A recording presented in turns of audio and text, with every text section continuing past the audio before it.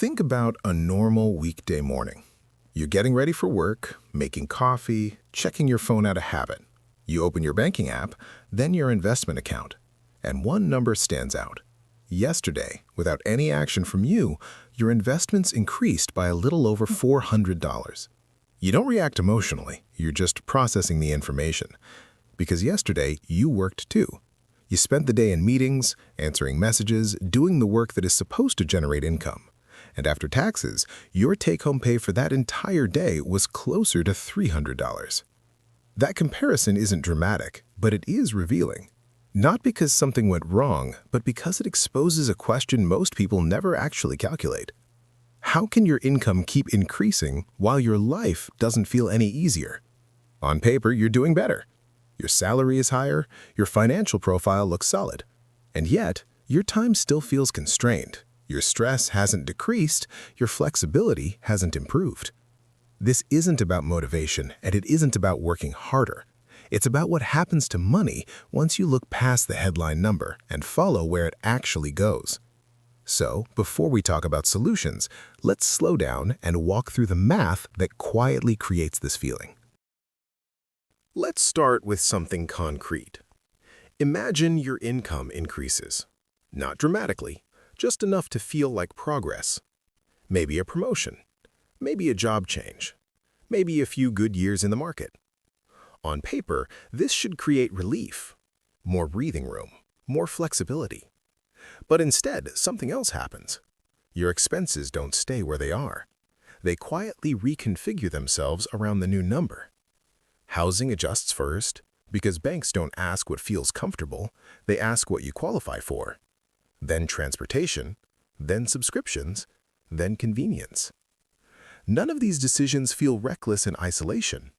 Each one seems reasonable, defensible, even responsible.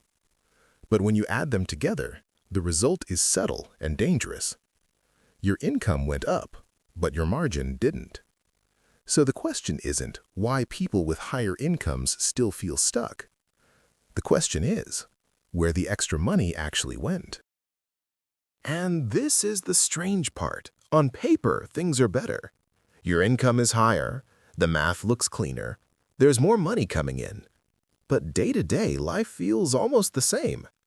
Bills still arrive on schedule, your bank balance resets faster than expected, and the extra money doesn't create relief. It quietly disappears into the system around you. Not because you're careless, not because you failed, but because income doesn't flow into one place. It splits immediately. Let's put real numbers on this. Take a monthly income of $5,000. Not extreme, not entry-level, pretty normal. Before anything else, taxes take their share. You don't negotiate that part. What's left looks usable. It feels like enough. Now housing. Rent, mortgage, insurance. One decision that locks in a large portion immediately. Then transportation. A car payment, fuel, maintenance.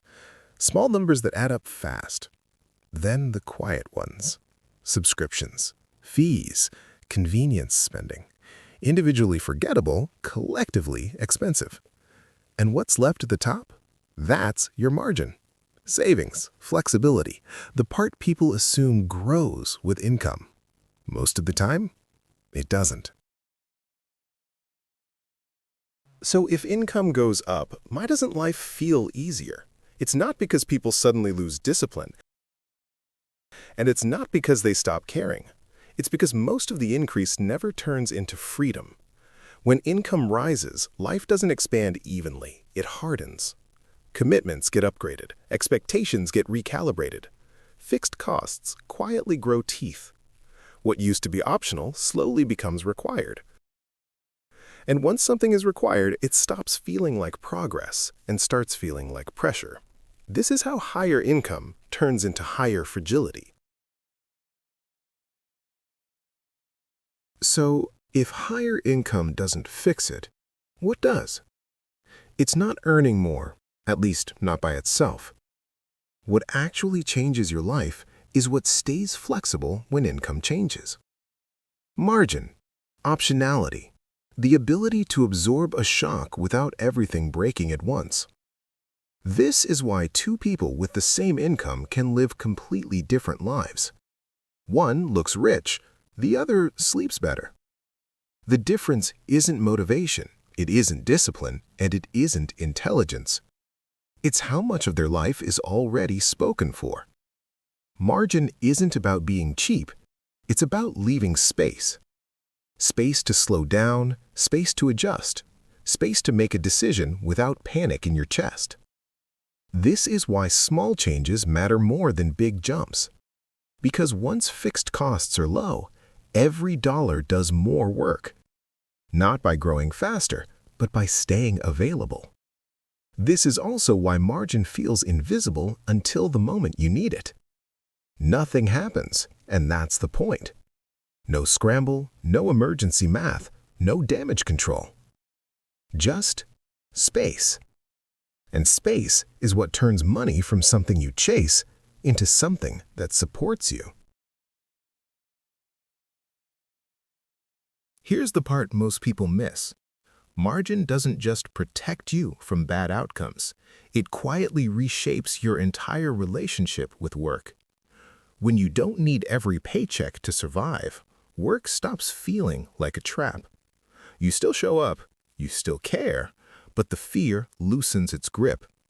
You're not optimizing every decision for maximum income anymore. You're optimizing for stability, for time, for control.